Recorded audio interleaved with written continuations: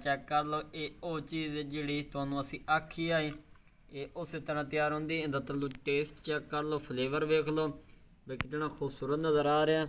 तो हुण असी ना इहदे उत्तों पावना नींबू। नींबू दे तुहानू पता टेस्ट। अस्सलाम वालेकुम, उम्मीद करता हूं तमाम दोस्त खैरियत से होंगे। मैं हूं आपका अपना मेज़बान मोहम्मद बिलाल सफदर, अल्लाह के फजल करम और शुक्र के साथ उम्मीद करता हूं तमाम दोस्त ठीक हो गए। अज असी बनाते पे रमज़ान मुबारक हाज़मे वाला शरबत। और शरबत का नाम पता की है?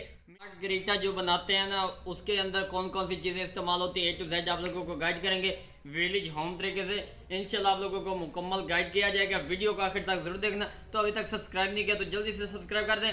और इंशाल्लाह रमज़ान मुबारक के आने के साथ साथ इस तरह की यूनिक ड्रिंक्स रेसिपीज़ बड़ी बड़ी चीज़ें असी तैयार करेंगे।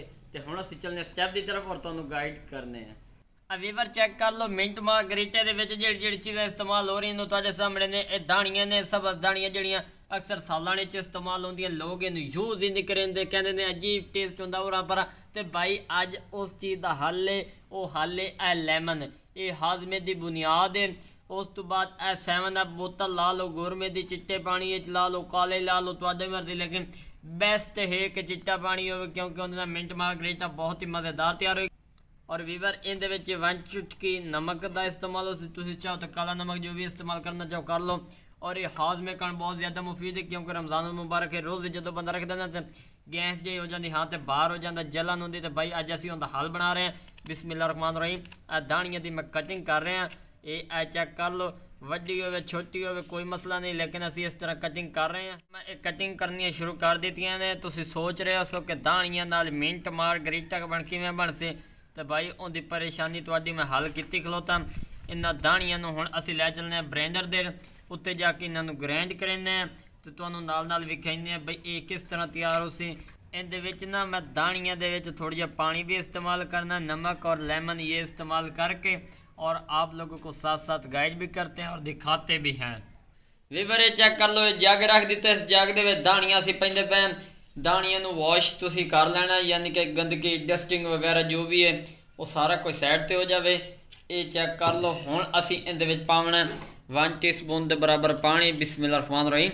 ये पानी थोड़ा जिहा पाने का मकसद है कि एक गाढ़ा ना पेस्ट बने। इहदे विच नमक भी पा दिता असीं 1 टीस्पून। उस तो बाद लैमन का रस असीं इहदे विच पा दिता। लैमन तुसीं थोड़ा जिहा नॉर्मल वाला लैना ताकि जिहदे विच रस चंगा निकल आवे। ये असीं पा दिता। हुण असीं ना इनू तो ब्लेंडर दा बंद करेंगे। ये चेक कर लो। हुण इनू असीं ग्राइंडिंग करते हैं। बिस्मिल्लाह रहमान रहीम।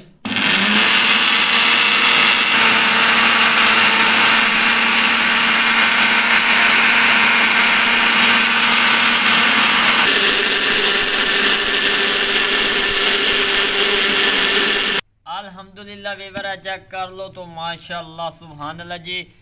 ये सारी दाणियां ते नींबू ते वो नमक जी है पेस्ट उनका तैयार हो चुका है। ये चेक कर लो। बिस्मिल्लाह रहमान रहीम। ये वेख लो, ये असी 2 बराबर गिलासां दे विच पा लेना ही पिया। और ये इतना फायदेमंद है, मैं तुहानूं इहदी तारीफ दस नहीं सकदा। जिसले तुसीं ट्राई करना उस टाइम तुसीं कहोगे कि भाई वाकई कोई चीज़ तैयार हुई है। उन्हें बोतल खोलनी। बिस्मिल्लाह रहमान रहीम। ये चेक कर लो वीवर, ये बोतल तुहाडे सामने मैं खोलता पिया। इनू विच असीं इहदे विच पैने आ। ये चेक कर लो। बिस्मिल्लाह रहमान रहीम। ये चेक कर लो, ये वो चीज़ जी तुहानूं असीं आखी है, ये उस तरह तैयार होंदी। इहदा तलू टेस्ट चेक कर लो, फ्लेवर वेख लो भी कितना खूबसूरत नज़र आ रहा। तो हुण असीं ना इहदे उत्तों पावना नींबू। नींबू दे ते तुहानूं पता टेस्ट है पिया। बिस्मिल्लाह रहमान रहीम। ये चेक कर लो जी, ये दोनों पासे नींबू भी चला गया। हुण इहदी खटास मज़ीद इजाफा हो चुका है। तो हुण असीं इहदा टेस्ट करेंगे, वो भी अपने वीवरां नूं दसेंगे। रहमान रहीम जनाब, हुण असीं पींदे पे तुहानूं दसेंगे भी कितनी खूबसूरती इहदी नज़र आ रही है। बिस्मिल्लाह रहमान रहीम।